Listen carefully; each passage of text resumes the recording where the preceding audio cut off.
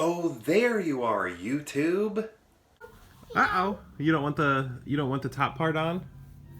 Uh-oh. It's like you're inside a diamond. Yeah, we made a diamond. Instead of tiny diamond, it's a giant diamond.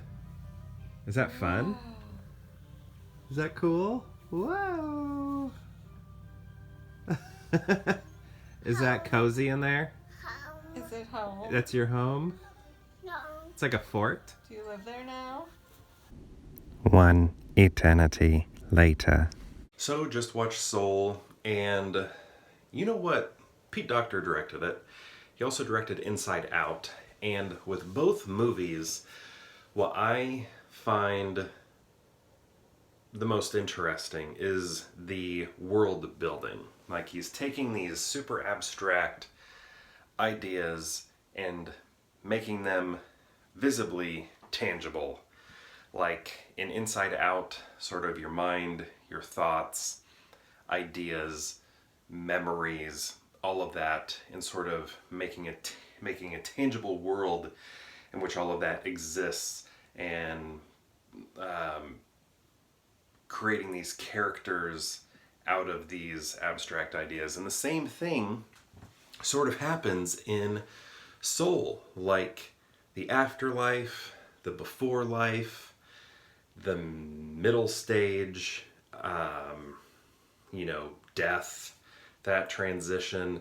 We're seeing visual representations of what that looks like creating a landscape of what the afterlife looks like, a landscape of the before life, tunnel scapes for the transitions. It's all very interesting to me to have these come up with these ideas, come up with these, I can't even put it into words, come up with these, I'm going to call them landscapes for things that we don't have anything to, like, I don't know why I'm getting so stuck on this. I feel like it shouldn't be that hard to communicate, but right now I'm having a tough time. Maybe I'm tired, I don't know. But it's just, I don't know, these worlds that are created out of nothing when you can't really draw from, any sort of representation, or I was just, I don't know. I think it's great. I think it's cool. And I don't know. I thought that was pretty impressive. The world building. That's what I'll call it. Just the world building for this and for Inside Out. I saw a lot of similarities there, I guess, when it comes to creativity. So I thought that was pretty cool. Also, I'm kind of surprised. I'm not surprised, but I'm wondering what kids are going to think of this movie. Are kids going to enjoy it? There are segments of the film where, like, the souls, where we're focused on, like, the souls, and they are done in sort of a, cute, cartoonish way. So I can see kids being into those visuals, but everything else seems pretty grown up. The concepts of, the soul, living, dying, all of that. I don't know how interested kids are going to be in that. Maybe they would be. I don't know. But I'm just trying to think, what age would I be into this movie? I've always watched movies that, were not necessarily age appropriate, or meant for my demographic when I was younger. So, this would be a movie that I would have always watched, but when would I have, really appreciated it, sort of thing? When would it be meant for my age? Because it just doesn't seem like something a 5-year-old's gonna watch, or a 6-year-old or something like that. Maybe they would. It just definitely seemed like almost more for the parents, but then the soul sections of the film had a design for some of the characters meant to sort of reel in the kids' eyes, lure them. Oh, cute things, you know, not minions, but blue versions or something like that. I don't know. So yeah, there was that. I'm still like embarrassed that I can't find the words for what I'm trying to say when it comes to the visuals of those worlds, the world building section. I'm still hung up on it. It's still in the back of my mind, like, why couldn't you just talk? And I'm trying to come up with the word still in the back of my mind, and I still can't do it. There's nothing to observe.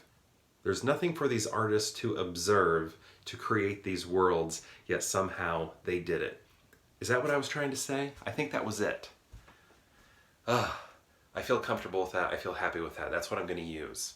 That is what I was trying to say in those probably first 4 minutes of this video.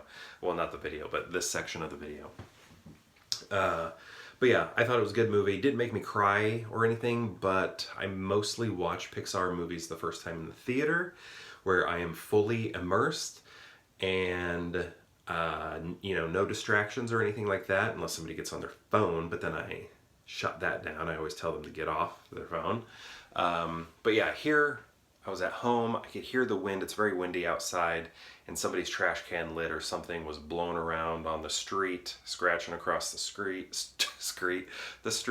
So, you know, that's going to take me out of the movie every once in a while, where I'm not going to have that problem at a movie theater. So basically just saying, when it comes to a lot of other Pixar films, I'm very moved and a lot of times crying the very first viewing. Some of them, even at home, bring me to tears, like Toy Story 3 and Toy Story 4. But, you know, things like Up hit me in the theater. Even, you know, Inside Out hit me in the theater. WALL-E. I don't think I cried during WALL-E, but I had this very visceral, I don't know, it was a great experience. Where this one, you know, my first viewing experience was at home, and I can't even remember, I don't know if I've even had a first Pixar movie experience at home. Maybe Toy Story 2. I don't think I saw that one in the theater. But, I mean, that's weird, that's kind of bizarre. Yeah, most of my Pixar viewings originated in the theater, starting with Toy Story 1. I still remember seeing that when I was a kid, going to see that. I remember at the very end, I was sitting in the theater, me and my sister, we sat sort of up front.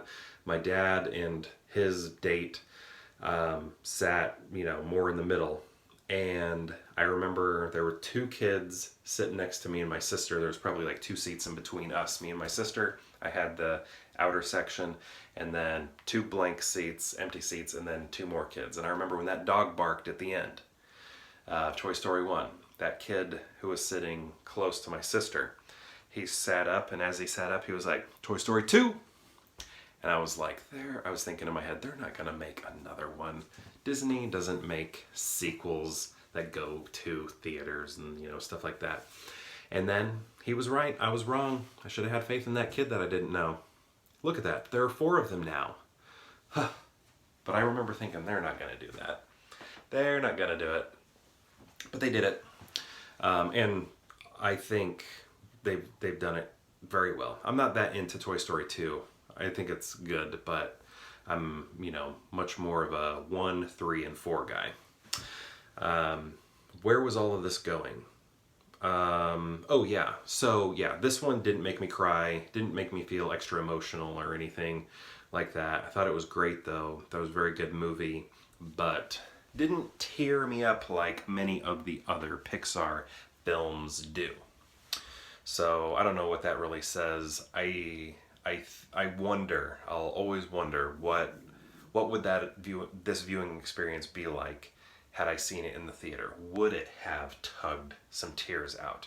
But maybe that's where I was going. When it comes to Toy Story 3, Toy Story 4, when I'm watching those, at home even just bits and pieces, you know, because we're always chasing the kids and stuff like that, and they're always having that movie on, it'll still bring me to tears, just certain moments from those movies for Toy Story 3 and 4. So I'm not saying I can't be emotional during a Toy Story, or excuse me, a Pixar film at home, because it does happen with the Toy Story films. So I don't know. Anyway, just trying to say, I thought Soul was good. I'd love to go back through all the Pixar movies and rank them all, but I don't know when I'm gonna have the time. I'm gonna have to set aside a little time for that. But you know, I think it's a really good one. So I think that's all I can say. So perhaps I'll see you tomorrow for more Peer Hangout.